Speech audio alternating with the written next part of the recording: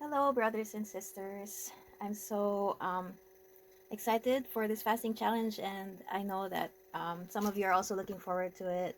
Some of you have mentioned that you are excited to go through this, and that's very encouraging, and it gets me excited too. So I'm glad you're here, and so I just wanted to come on because I know that we we do need some mental preparation. I need some mental preparation too, and we also want to know what are the practical things that we need to prepare for.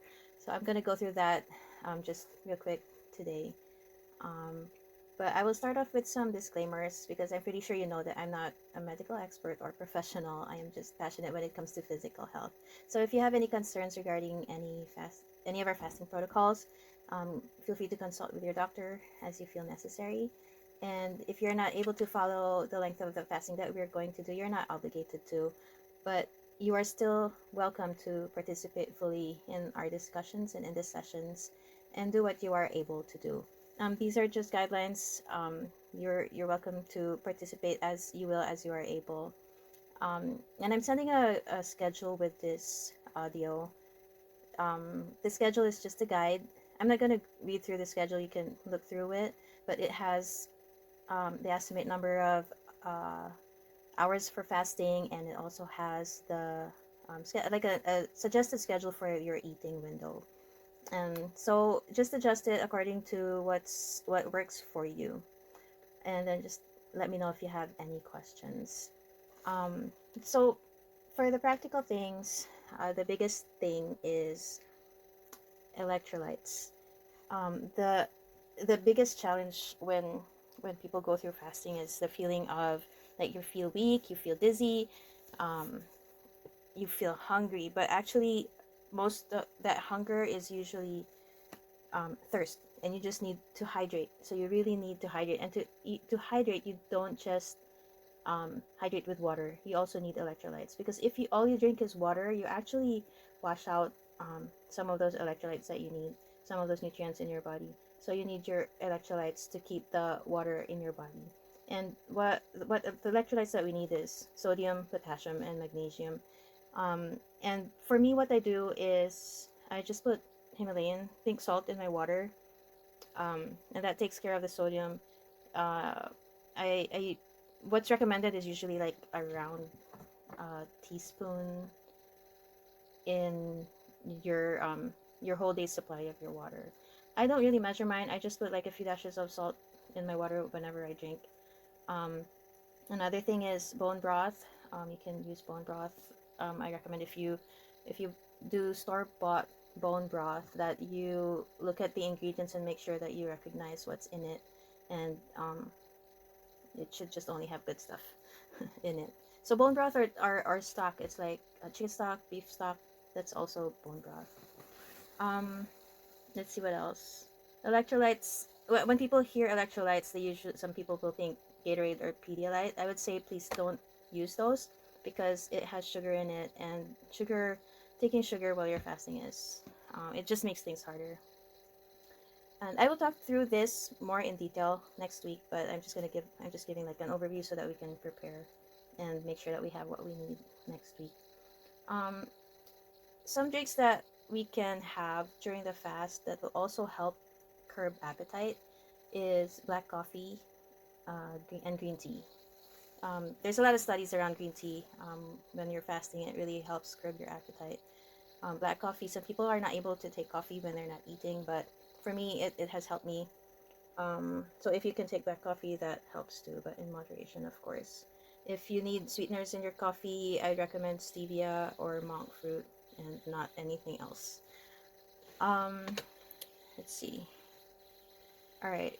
So what we can do that will really help us with our fasting next week is to start cutting down on sugars and carbs. And I know this is hard to hear for some people, but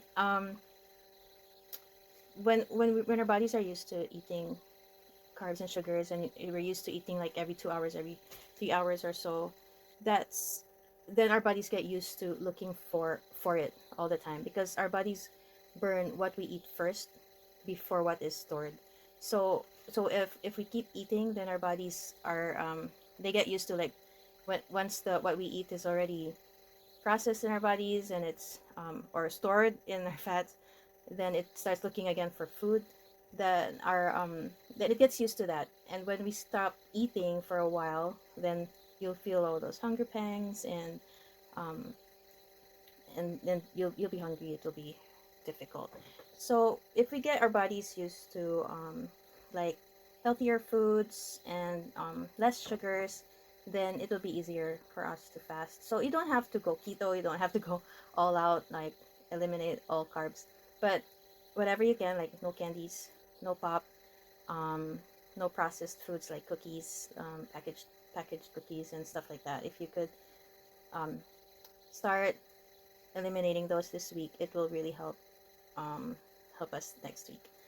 And then um, load up on leafy vegetables, nuts, fatty fish, avocados. Those are rich in potassium, so that will also help build your electrolytes for the fast. And then fats also, like virgin coconut oil and eggs and stuff like that. Um, so I looked through the questions, and I'm gonna answer some of them because it also will help us prepare. Ellen, you asked about low blood pressure on a water fast. Um, this has a lot to do also, I think, with the electrolytes. So maybe I wonder if, like, if you're on a water fast, if all you're drinking is water, if you don't have salt in it, then you're probably losing your electrolytes, and you just add some pink salt into your water. If you don't like the taste of pink salt in your water, what you can do is just put some salt on your finger and put it on your tongue, and that actually really helps. Like when you're dizzy, when you're starting to feel a little woozy, put some salt on your finger and then put it on your tongue, and that should help almost immediately. Um, and bone broth, yes, bone broth is good. And then hypoglycemia, and you asked about this for yeah. So, and I guess I'll answer Radha's question as well about what to watch out for. So definitely, if you're starting to like feel dizzy, lightheaded, and you're not able to function, then do eat something. Just make sure that um, you're not you're not um, pressing in too hard. But like I said, actually, a lot of these symptoms are solved by having enough electrolytes in your body. But for hypoglycemia specifically, actually, it's really from what I know, hypoglycemia is caused by having too much insulin in your blood, and then having low blood sugar because of going for a long time without food. And this usually happens when your body is used to having food every few hours, and sweets also. But and actually, people use sweets to curb these symptoms. But when you use the sweets, it helps for that moment, but um, it can also make it worse in the long term when you use sweets to do that. Actually, I helped one of our there's somebody I helped for hypoglycemia. um, I was talking to one of her friends. I won't name her. It's not in Kada, but she was talking to me about, like, she had to go just because of her day-to-day schedule. There are times when she couldn't eat because she couldn't bring food. She didn't have food with her, and she had to go for long hours without food.